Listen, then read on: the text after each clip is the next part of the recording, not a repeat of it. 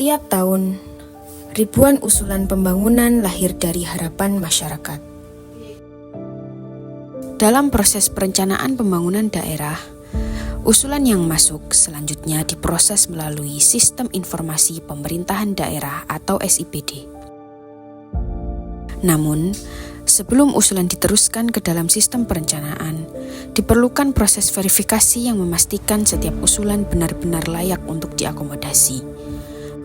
Ketika standar verifikasi belum seragam, perbedaan interpretasi, ketidaksesuaian data, hingga potensi duplikasi bantuan menjadi tantangan yang harus dihadapi. Kondisi inilah yang mendorong perlunya penguatan proses verifikasi agar setiap usulan yang masuk dalam proses perencanaan memiliki data yang lebih valid, terukur, dan dapat dipertanggungjawabkan.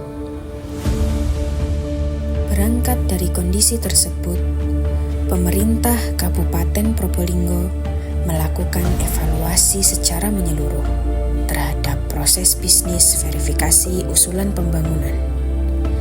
Setiap tahapan dipetakan, setiap kendala diidentifikasi, dan setiap kebutuhan pengguna dihimpun sebagai dasar perbaikan. Hasilnya mengarah pada satu kebutuhan utama, sebuah sistem yang mampu menyatukan standar verifikasi, mengintegrasikan data, serta memperkuat akuntabilitas dalam pengambilan keputusan.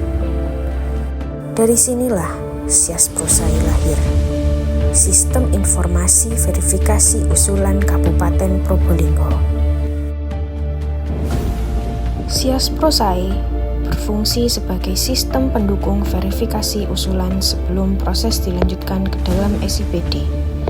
Melalui sistem ini, setiap usulan terlebih dahulu melalui proses verifikasi yang terstruktur dan terukur. Pengusul dapat mengetahui secara jelas dokumen dan persyaratan yang harus dipenuhi, mulai dari kelengkapan administrasi, kesesuaian proposal, status lahan, hingga dokumen pendukung lainnya.